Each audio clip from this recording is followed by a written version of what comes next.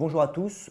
Aujourd'hui, je vais vous parler du patrimoine de l'entité, c'est-à-dire que nous allons aujourd'hui faire un zoom sur ce qu'on appelle le bilan, qui est un des états financiers que le comptable doit produire. Ce zoom va principalement porter sur ce qu'on appelle le passif, c'est-à-dire sur la somme de toutes les ressources dont profite l'entreprise pour financer, j'ai envie de dire, son activité et, je dirais, démarrer son exploitation. Lorsque l'on parle d'un bilan, on peut le présenter ou le définir de multiples manières. En fait, un bilan répond à pas mal de problématiques comptables et je dirais d'analyse financière. La première, c'est comment valoriser une entreprise. Si vous voulez valoriser, donner une valeur à votre entreprise parce que vous voulez la vendre, le bilan est l'état comptable qu'il vous faut. C'est un état qui va vous permettre de valoriser une entreprise avant cession, avant augmentation de capital, avant introduction en bourse. C'est donc un outil qui mesure le patrimoine, la valeur de votre entreprise, sa richesse. Une seconde question répond, une seconde problématique à laquelle répond le bilan, c'est comment ont été utilisés les fonds de ceux qui ont apporté à l'entité en question. Alors évidemment, on pense à l'actionnaire, mais il faut penser au banquier qui apporte un emprunt, il faut penser aussi au fournisseur qui vous accorde un délai de paiement. Vous allez vous rendre compte, vous pensez au salarié qui est en attente de son bulletin de salaire et qui travaille pourtant un mois avant d'être payé. Toutes ces tierces personnes-là sont de véritables apporteurs de fonds à l'entreprise en fait. La grande question, c'est comment sont utilisés les fonds, à bon ou à mauvais escient. La dernière problématique auquel répond un bilan, ce sont la réponse au risque. En fait, une entreprise cumule pas mal de risques et le bilan permet d'en apprécier au moins deux. Le premier, c'est le risque d'insolvabilité, c'est-à-dire peut-elle couvrir la totalité des endettements qu'elle a contractés. Et le second, c'est la cessation des paiements. Craint-elle, par exemple, ni plus ni moins, le dépôt de bilan, c'est-à-dire c'est un terme comptable, du moins plutôt juridique d'ailleurs, qui permet de dire peut-elle payer ses dettes avec l'argent dont elle dispose. Si elle ne peut pas, elle est ce qu'on appelle en dépôt de bilan, c'est-à-dire qu'elle a cessé ses paiements. Alors, si vous observez un bilan, vous allez voir que c'est un tableau globalement, il n'est pas très compliqué, il est même plutôt assez pragmatique. Il y a une colonne de gauche qu'on appelle vulgairement le passif, l'actif, qui représente la totalité des emplois, c'est-à-dire de l'utilisation des fonds apportés.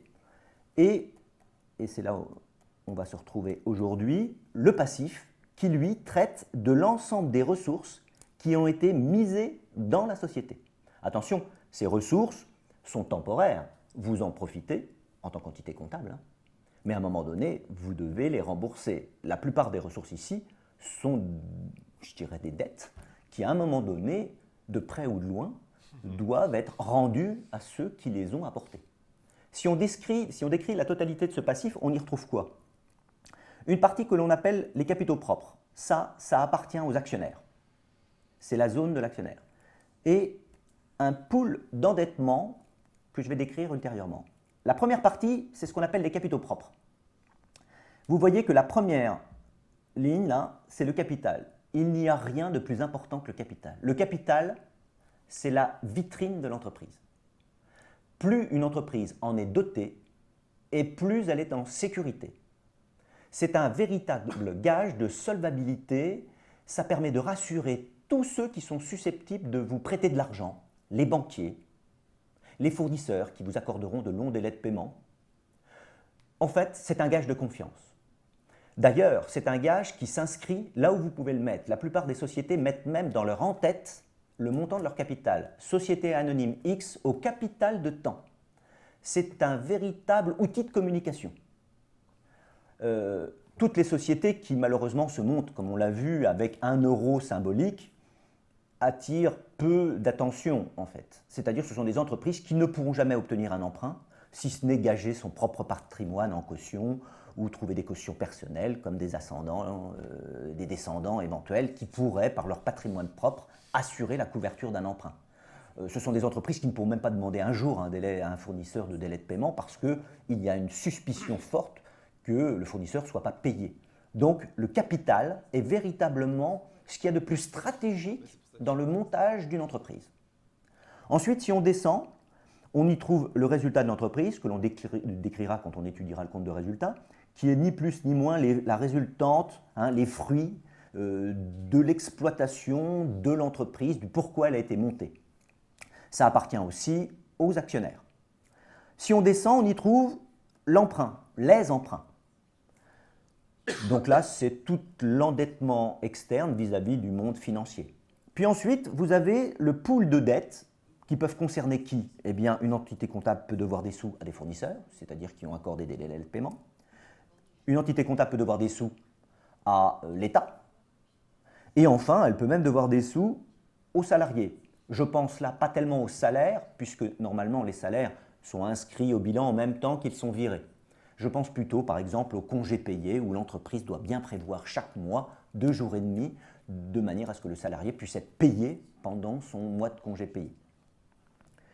Une dernière remarque là-dessus, le capital, même s'il n'a pas de nom de dette, est bien une dette. C'est une dette malheureusement qui n'en a pas le nom. Pourquoi? Vulgairement parlant, c'est parce qu'elle n'a pas d'échéance. Le capital n'a pas une deadline. Il n'a pas à être remboursé à une certaine date. Juridiquement, dans les statuts, c'est 99 ans. Mais c'est largement bafoué et en plus, une simple assemblée générale et vous remettez un siècle sur la table. Le fait qu'il n'y ait pas d'échéance montre que le capital, et d'ailleurs, si on remboursait le capital, ça signifierait que l'entreprise est dissoute. Autrement dit, c'est normal qu'il n'y ait pas d'échéance. Et le nom, en fin de compte, est sorti du pool de dette. D'ailleurs, personne n'imagine que le capital, parfois même les comptables eux-mêmes, n'imaginent pas que le capital est une dette qu'a l'entité comptable sur ceux qui ont créé l'entité comptable. Le résultat comptable est aussi une dette. La preuve, c'est qu'ensuite, il peut se transformer en dividende. C'est-à-dire, il peut être… Alors, ce n'est pas une dette au sens endettement, puisqu'il n'y a pas non plus d'échéance, c'est décidé en assemblée générale, mais c'est quand même une sortie d'argent à venir de part de l'entité comptable. Côté terminologie, tout ce qui concerne le pool de dette qui ne fait pas partie des capitaux propres est appelé endettement externe, c'est-à-dire un véritable endettement qui a une échéance, qui devra être sorti. C'est pour ça que je vous ai mis que ce sont des ressources. C'est vrai que ce sont des moyens dont dispose l'entreprise, mais à durée déterminée. La banque prête des sous et à un moment donné récupère son argent. Il y a bien une relation entre ressources et endettement.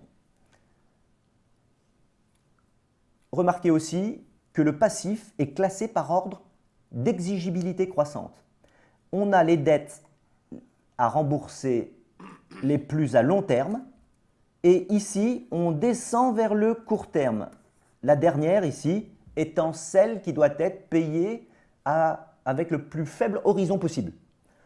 L'idée étant de bien avoir une comptabilité qui permet d'analyser le risque de faillite. C'est-à-dire, il faut imaginer que ce sont les dettes qui ont le plus court terme qui sont les plus à risque, puisque ce sont celles qui vont arriver à paiement le plus tôt. Et ce qui fait craindre, avec l'argent dont on dispose ici, qu'il faut toujours vérifier qu'on a l'argent pour pouvoir payer les dettes à court terme. C'est ça le risque de faillite. Évidemment, la totalité de ces ressources, si on veut faire une petite conclusion, la totalité de ces ressources doivent nous permettre de financer l'autre moitié du bilan que l'on va étudier, qui s'appelle les emplois.